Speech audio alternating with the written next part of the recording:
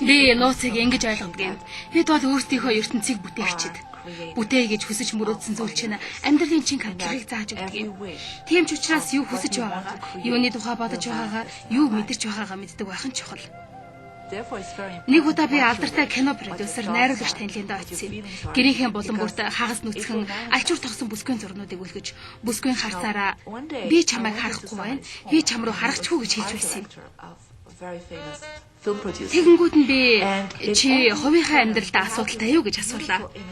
Тэр та зүүн ч юм уу гэхт нь үгүй ээ. Гэхдээ чи энэ эмэгтэйн зургийг 7 газарт үлгсэн байна. Тэгэхэд тэр эсэргүүцэж надад энэ зураг таалагддаг юм. Дээрээс нь би өөрөө эдрийг зурсан юм гэж байна. Тэгвэл бүр аюултай. Чи сэтгэл зүрхээ шингээж зурсан байна. Тэр хинч харсан сайхан залуу.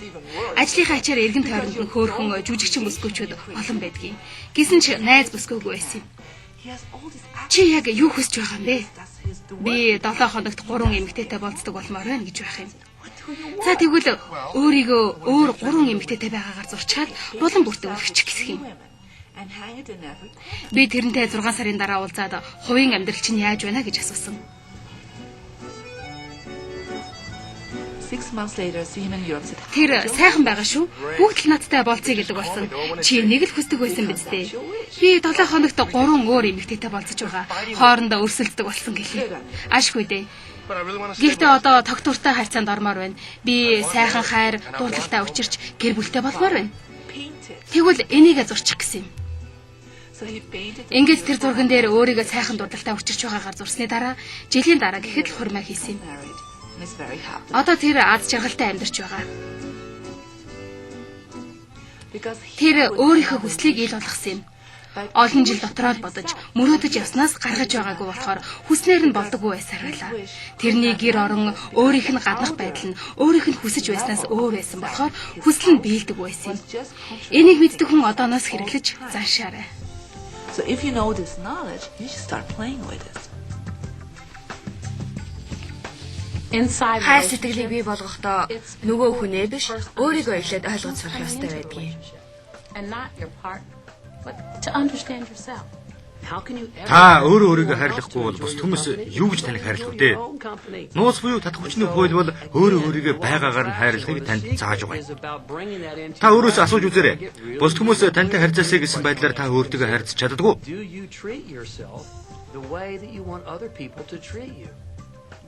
Та өөрийгөө өөрчилнө. Чи надад өртөө болохоор намайг өөрчил гэж болохгүй.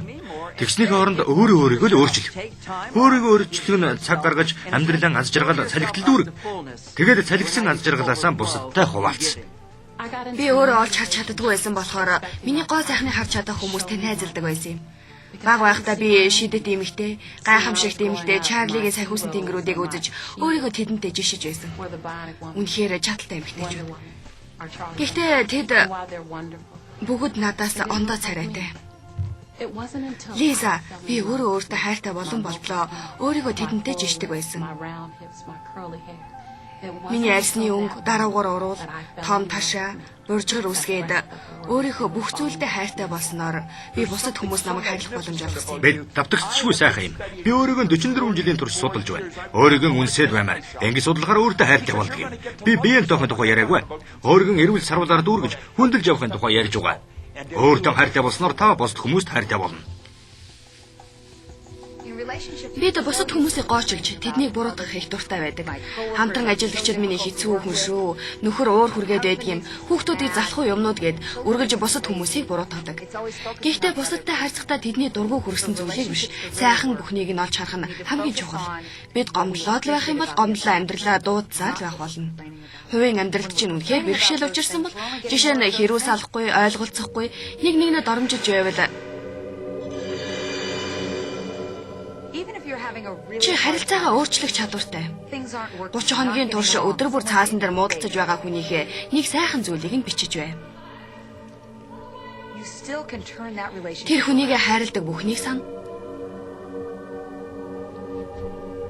Тэрний хөгжилтэй зан, дэмжлэг туслалцаа, чадвар, эр зэрэг сайн бүрийг нь сан. Ингээд нэг мэдхэд тэр чинь үргэлж ааш сайтай, чиний дуртай зан чанарууд нийлэрдэг болж гинэд бүх асуудал алга болсныг ойлгох болно.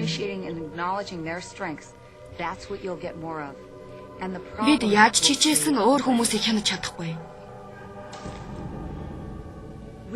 Дотн хайртай хүн чинь гэртээ сэтгэлээр унсан орж ирэхэд харин чи өөрөө сэтгэл сайхан байгаа тохиолдолд яг энэ мөчөд та хоёр өөр газар байхаар амьдрал өөрөө зохицуулдаг юм.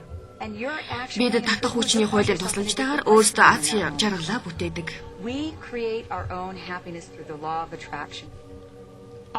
Та хүмүүст өөрсдөө аз жаргалаа бүтээх боломжийг нь өгдөг.